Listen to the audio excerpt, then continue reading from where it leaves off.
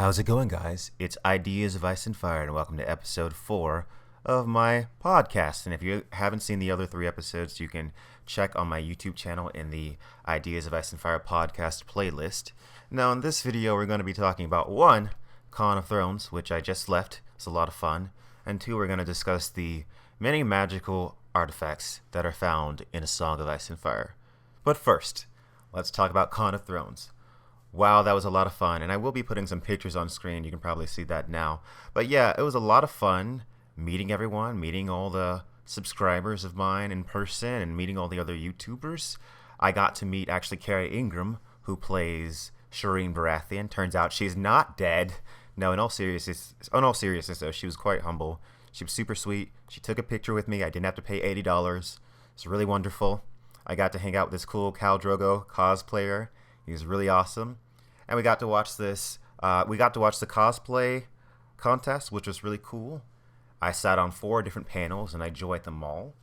And yeah, it was just a really fun experience. I've never been to a convention before, so it was a new experience for me. And I brought some friends with me, and it was nice. I got to meet LML, and you guys should know him because he's been on my channel a lot. We were on a few panels together that were super nice. Secrets of the Citadel was also there. Sir Hunt's Review. Really cool guy, really turn up guy actually, and there was a really wonderful YouTube after party that Azor Ahai and Secrets of the Citadel threw in their room on Saturday, and that was really fun to just really meet everybody and mingle with a lot of people. The interesting thing is, I got asked about Dune almost as much as I got asked about A Song of Ice and Fire, which was really interesting to me. I had a bunch of people come up to me and say, "Oh man, I really love your Dune videos," which is really exciting for me because I started that entire series of videos just to introduce Dune to people. And I had a bunch of people walk up and they say, "I haven't read Dune yet, but because of your videos, I'm about to." I had people that said, "I read Dune a long time ago and your videos are so good." And it was just really flattering to see everyone just come up to me, not just about Dune, but the A Song of Ice and Fire people too. I had people that walked up and said, "I've been watching you for years, and I really enjoy your content."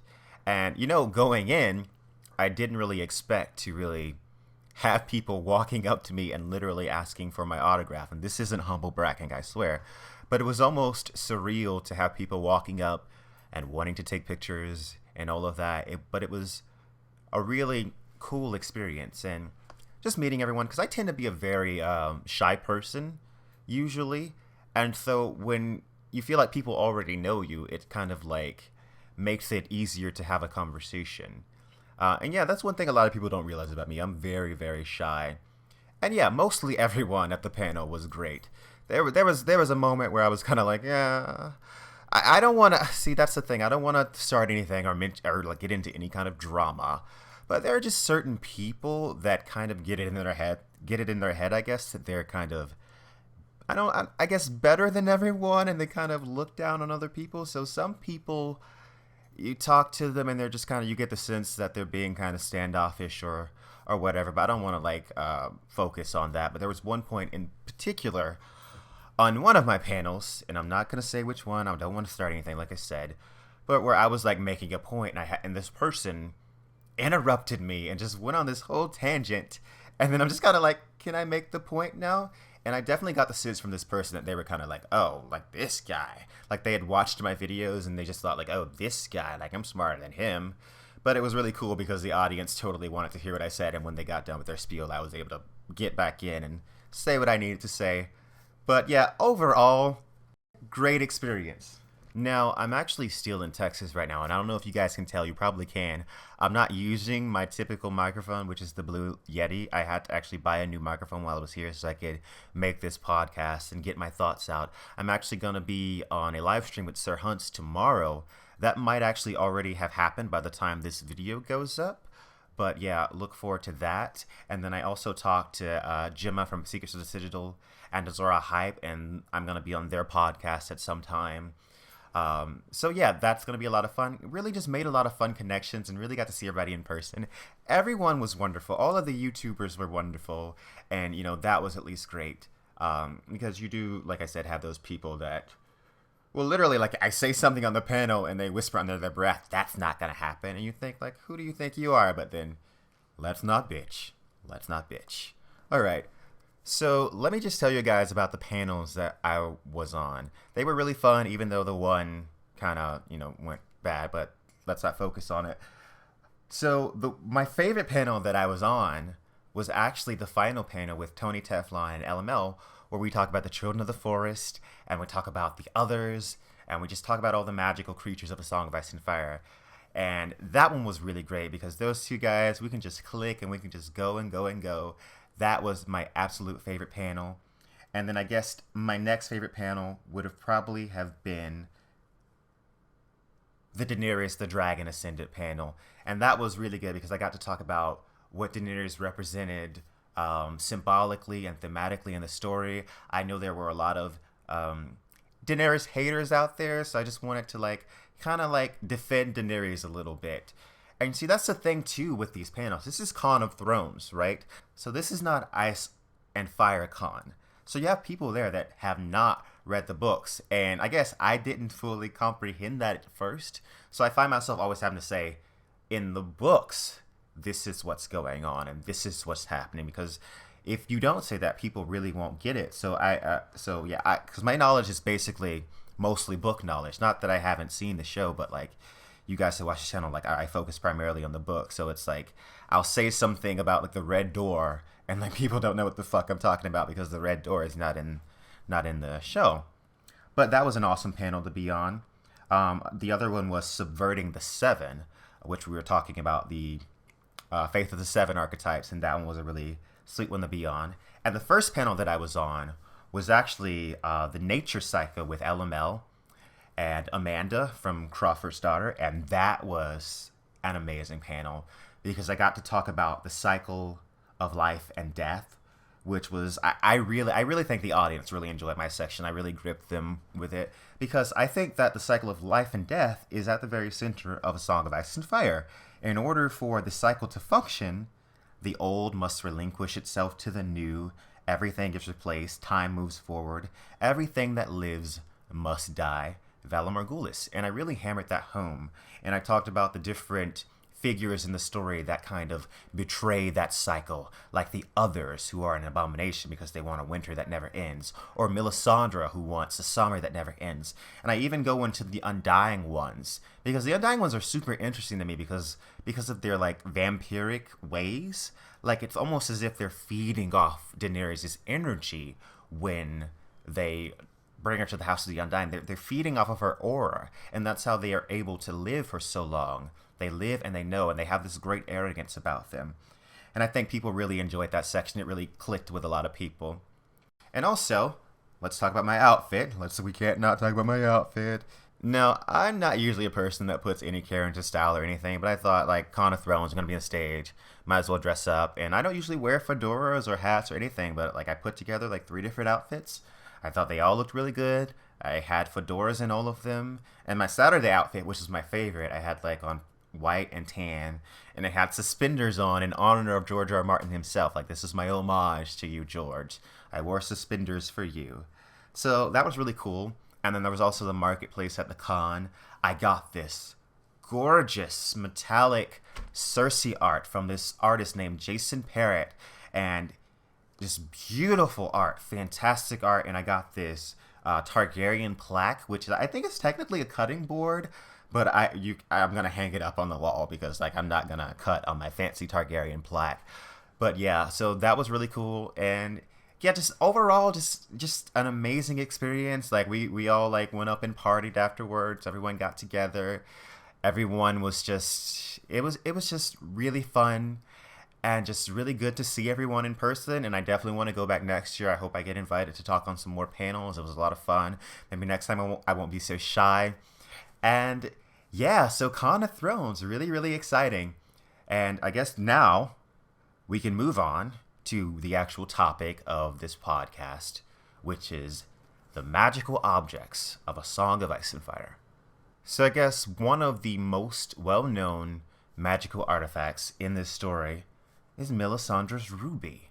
Now, this ruby is seemingly the source of her power, or at least some of it, because it glows at very specific times. When she drinks the poison, It glows. Sometimes when she's giving a prophecy, it will glow. And there is, of course, the more obvious ability of the ruby to glamour people. She uses it to glamour Mance Rayder and presumably herself as well, because we've seen Melisandre in the show. She's old, but in the book, we have no idea what she looks like. She could be like a monstrous beast for all we know, but I'm pretty sure she's just probably ancient and aged, and she's using this ruby as a way to mask her true form, basically, because she doesn't, obviously, if she's an ancient crone, she won't be as effective against someone like Stannis, because obviously her beauty and her sexuality is a part of what makes her so dangerous, because she's able to, kind of get into the mind of a man in that way that an old crone can't. So here's a good quote from Mance Rayder on Melisandre's ruby. "The glamour, eh? In the black iron fetter about his wrist, the ruby seemed to pulse. He tapped it with the edge of his blade. The steel made a faint click against the stone. I feel it when I sleep, warm against my skin, even through the iron, soft as a woman's kiss. Your kiss." And he's saying this to Melisandre. "But sometimes, in my dreams, it starts to burn, and your lips turn to teeth. Every day I think how easy it would be to pry it out, and every day I don't. Must I wear the bloody bones as well?" And this is even more curious. This is Melisandre's response. "The spell is made of shadow and suggestion. Men see what they expect to see. The bones are part of that." So it's here that we actually do get some idea as to where exactly this power is coming from. She says that the spell is made of shadow and suggestion, right? So shadow is the interesting part, because Melisandre is not just a red priest. She's a shadow binder from a shy. And then in that scene when she's taking off the glamour, actually, she talks about shadows and light twisting around. So this seems to be part of her shadow binder ability. This isn't part of like the whole red priest thing. And then also what's interesting is she's saying that the ruby is not all that's required. You need a part of someone else in order for it to work properly, in order for you to glamour yourself as someone else. And also there's a specific quote in here where she mentions a bag of finger bones, which is very curious because we know that Davos has a bag of finger bones. So it's like, is she glamoring Davos? Is there another Davos walking around somewhere? So that's definitely interesting to think about. The ruby is obviously a powerful magical artifact. She might have some innate power and knowledge herself, but there's no doubt that the ruby is a very powerful tool that she uses in a lot of interesting ways. And we really don't have any concrete proof to exactly where she got it from, but it seems to me that since it's a ruby, it's a gemstone, and since it's made of shadow and suggestion, the spell that she's performing with it, that it's likely from a shy. I think that she got it from a shy, and that's where she learned shadow binding, that's where she learned to use the ruby, that's where she learned glamoring, because I do think that glamoring is probably a part of the shadow binding skill. And I don't mean to portray it either as shadow binding being one specific skill. I think it's probably a collection of a bunch of different skills. But the ruby, I think, is an artifact that she got out of a shy, maybe even the Heart of Darkness. That's the guy. I feel like that is some magic. That's not part of the whole Red Priest thing. That's magic from somewhere else. Because you have also Mance Rayder talking about how like sometimes it feels like a kiss, and sometimes it burns, and Melisandre's teeth turn to blood. This seems like an oppressive, not good kind of magic. And there's also, like, when Melisandre's burning Mance Rayder, well, not Mance Rayder, Rattleshirt, who's glamored to look like Mance Rayder, she talks about the ruby actually burning her and it getting so hot that she fears that her own flesh will blacken. So this is some interesting type of magic, and I'm not sure exactly where it comes from, but my guess would be a shy. Now, moving on to a lot of people's favorite, Dragon Binder. Now, Dragon Binder, a lot of us know about this. It first should open a feast for crows. Now, Euron claims to have gotten it from a shy.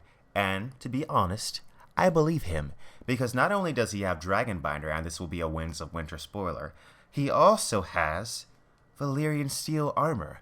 Where in the world do you get a full suit of Valyrian Steel armor with magical runes on it, if not Valyria? So I very much so believe that Dragonbinder is a real Dragonbinder and that it actually came from Valyria. And this thing is so interesting because It says on it that no mortal man shall sound me and live. So this is what Euron himself says about the horn. That horn you heard, I found amongst the smoking ruins that were Valyria, where no man has dared walk but me. You heard its call and felt its power. It's a dragon horn, bound with bands of red gold and Valyrian steel graven with enchantments. The dragon lords of old sounded such horns before the doom devoured them. With this horn, iron men can bind dragons to my will. Now, another part of the reason that I don't think Euron is bluffing when he says he got it from Valyria is because the horn clearly, very clearly has some magical ability, because the guy that blows it literally cooks from the inside out. Anyone that blows this horn literally cooks from the inside out. They fry from the inside out. And the horn has this crazy, insane noise. And I'll just read the quote of the horn's first appearance from A Feast for Crows. Sharp as a sword thrust, the sound of a horn split the air. Bright and baneful was its voice, a shivering hot scream that made a man's bones seem to thrum within him. The cry lingered in the damp sea air. Aree! All eyes turned toward the sound.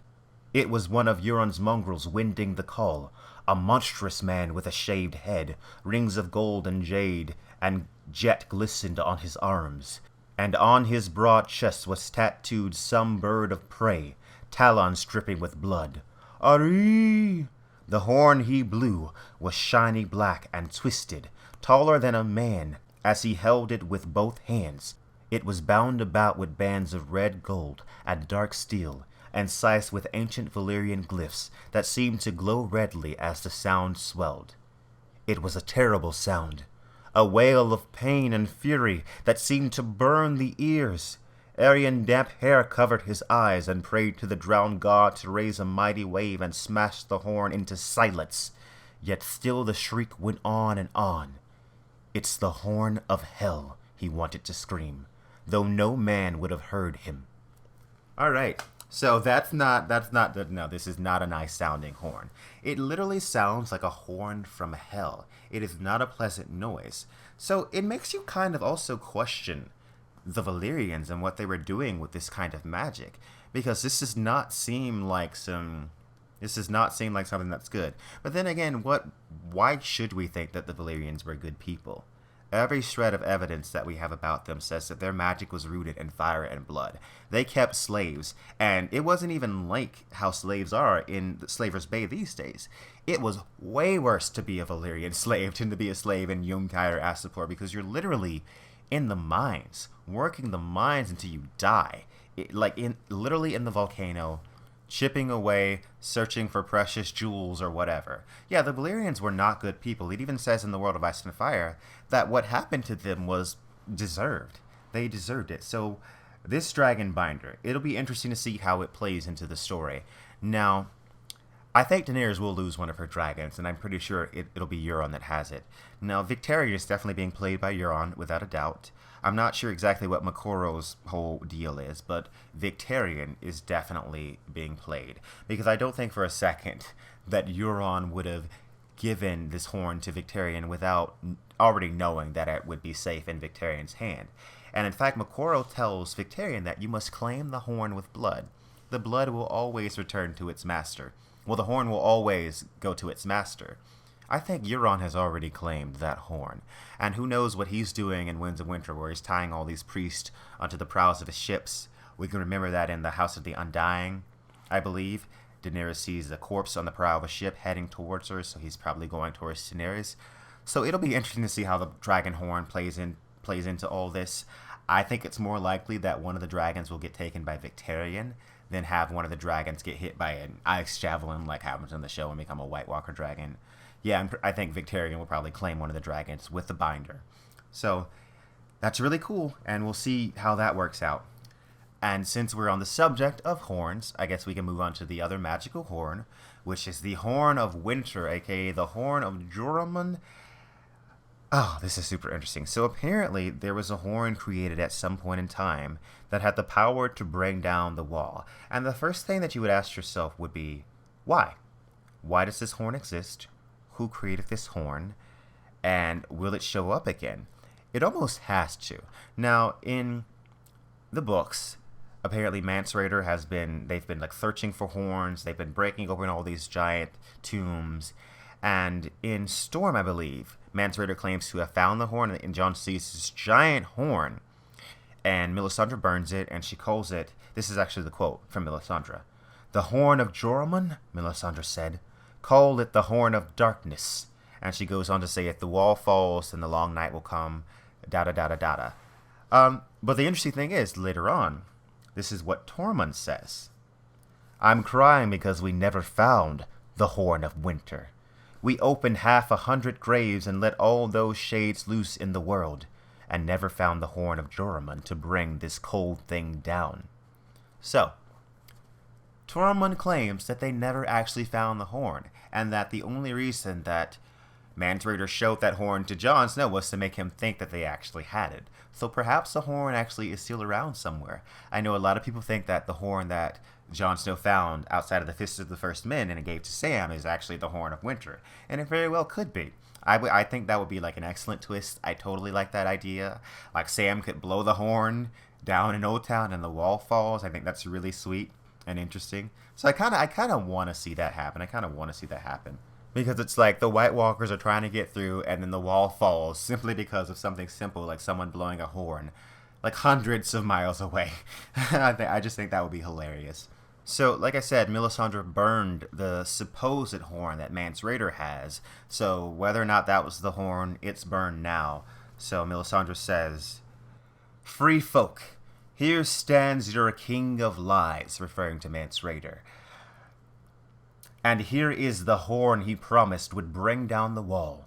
2 Queen's men brought forth the horn of Joramun, black and banded with old gold, 8 feet long from end to end. Runes were carved into the golden bands, the writing of the first men. Joramun had died thousands of years ago, but Mance had found his grave beneath the glacier, high up in the frost fangs. And Joramun blew the horn of winter, and woke giants from the earth. Now, I think that's a very important line, actually, because why were they searching in giant graves? Like, so many times in this book when the horn is mentioned, it says nothing about breaking down a wall. It says, Joramun blew the horn of winter and woke giants from their graves. So, is it something as simple as the wall just falling down? Or will literal white giants rise out of their graves and tear the wall down? Now, that would be interesting to see, but that kind of seems, I think, a little extra for George R.R. Martin. But then again, he's always said, and he's proven to us, that magic does get progressively more and more intensified as the books go on. There's more magic book to book. So maybe giants literally rising from the graves and smashing horns is not too far out there, because we do have the dead rising all the time. So we'll see exactly what happens with the Horn of Joramun. But you would think that George would only have one magical horn in his story, because like there's the Dragon Binder and there's the Horn of Joramun. Maybe one of them's real and one of them's not, or maybe they're both real. We don't know. So we just have to see how that works out, and we're all super excited. Now another one, very popular magical item, is the glass candles. Now glass candles are super interesting, and I talked about these in my panel a little bit. I think that the glass candles came from the people of the Shadow, and I think it was them who gave the glass candles to the Valyrians, and it was the Valyrians who in turn spread them out everywhere else, basically. So if the glass candle is basically obsidian, and actually at the Citadel, they actually have this, when you're becoming a maester, they make you attempt to light a glass candle, and no one ever can, because they don't burn, right? You can't burn it, and the point is to prove to you, I guess, that magic doesn't exist, because the Citadel hates magic, even though they do have an archmaester of magic, who is Marwyn. And at the end of Feast, the guy actually has a burning glass candle. And in the beginning of A Dance with Dragons, Quaithe says to Daenerys, "The glass candles are burning." And so that right there should be, that should let you know what's going on here. So you have Daenerys, who throughout book 1 has all these dreams, and she's gaining knowledge through these dreams. So where are all these dreams coming from? I think it's very possible that Quaithe sent her all of those dreams. And you can say that, well, many Targaryens have prophetic dreams. Yes, and also the World of Ice and Fire also states that people from the shadow, in the Annals of Ashai, it says that people so ancient that they had no name came from the shadow and taught the Valyrians magic. So if Quaithe announces herself as being from the shadow, and people from the shadow gave the Valyrians magic in the first place, it makes sense that they were helping out. They've been helping out this entire time, or at least kind of shaping the world to be how they want it to be. I don't think that's so far-fetched, even though some people do. We'll just leave it at that. But glass candles are really interesting. Marwyn has one. And the whole bit about them being able to enter people's dreams is really curious, because it makes you question every single dream that any character has ever had in this series. Was it the result of a glass candle? People talk about Jaime seeing his mother. And people question whether or not Joanna Lannister is even dead. Was she using a glass candle to communicate with him through his dreams? What's actually going on there? So I definitely think glass candle is being used on Daenerys, has been from the very beginning by Quaithe, as well as probably many other characters. Jon Snow might even be influenced by glass candle. But then again, glass candles aren't the only way people use to infiltrate dreams. You have like the Green Seers like Bloodraven who can infiltrate dreams as well. And then glass candles are also used to communicate with people over long distances. So it explains how in the 5th book, when Quaithe shows up to Daenerys, she says, "I came another way. Your guards never saw me." And Daenerys says, "I'll call them and they'll kill you." And she says, "They'll swear to you that I'm not here."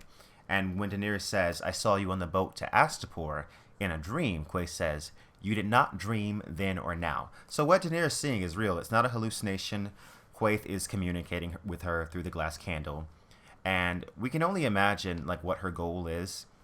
And yeah, it's super interesting to see where that's going to lead as well. So we can talk about Valyrian Steel and Dragonglass at the same time. Now, Dragonglass is basically just obsidian, and it has magical properties in this world. What I think is super interesting is that in the world of Ice and Fire, the children of the forest haunted with Obsidian Blades. They always had Dragonglass daggers. That was just a thing that they had. And you wonder, why did they always have those? Because I definitely get the impression from reading the books that the children had something to do with the creation of the others. And I know that's basically been confirmed in the show, but I definitely think they do. But the fact that they hunted with them to begin with kind of implies that maybe the others always existed, because why would they need them? Obsidian is not the best weapon. It's like, it's brittle. Like, why would you use that instead of like a carved rock or something to hunt? So that was always interesting.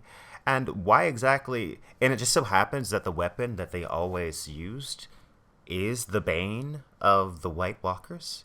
That seems like a huge coincidence, does it not? So that's just food for thought.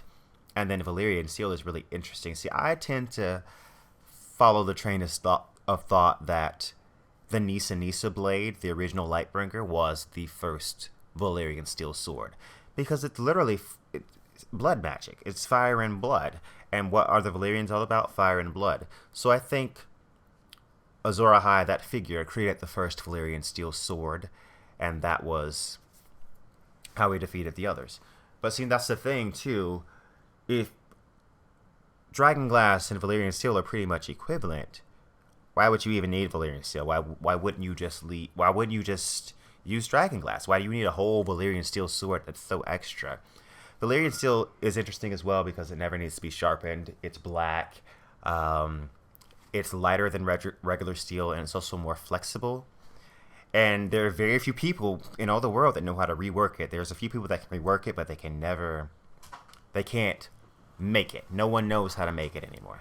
Yeah, but I'm pretty sure that the reason the magic was lost was because I don't think people want to know how to make it, because I'm pretty sure it required a sacrifice, and I'm pretty sure the Valyrians were sacrificing slaves in order to make their Valyrian Steel. Well, I'm sure that there'd be someone that would want to know how to make it, but What I'm saying is the truth about it is far darker than I think most people in Westeros realize. Because all of the Valyrian magic was rooted in fire and blood. This is not good magic.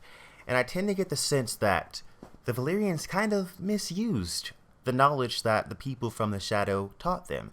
So I've said before in my other theories that I don't think it's inconceivable that the Valyrians were given this magic for a purpose, and they kind of misused it, and they were destroyed by the very people that gave them that power.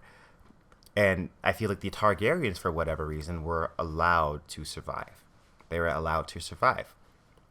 But that's all speculation, of course. So it'll be curious to see how all of these different objects are used in the story. I remember once I kind of had the idea, which I still to this day don't think this is really that far-fetched of an idea. The Iron Throne, right? It was forged from the fires of Balerion the Black Dread, right? And there's 1,000 swords there. But the Iron Throne has also been timbered by blood. That throne has been fed more than once. Kings have literally died on that throne. So it's been baptized in blood. So maybe the Iron Throne, I kind of had this image in my head of the throne being taken apart. And then the people of Westeros will use this 1,000 swords to fight the others.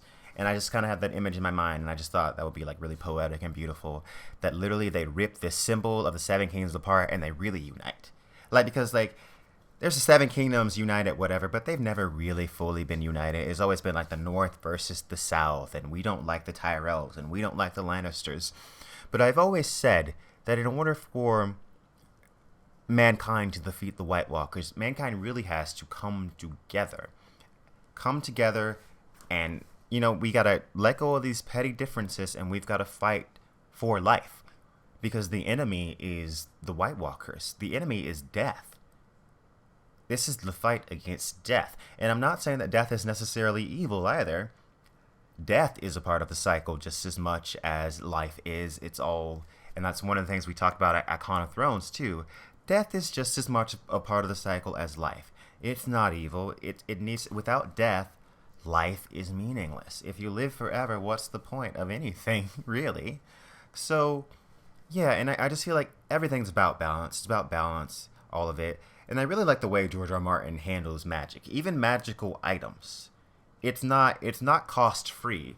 And the interesting thing is, I want to see as well if there is a cost to using glass candles as well. Does it take a toll on the person? Maybe there's a reason why Quaithe hides her face. Maybe it has something to do with her use of glass candles, because every other type of magic takes a toll. Melisandre's ruby, she talks about the pain that's required for her to maintain that magic.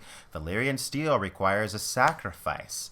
The horn of the dragon binder requires the person that blows it dies. You literally cook from the inside out.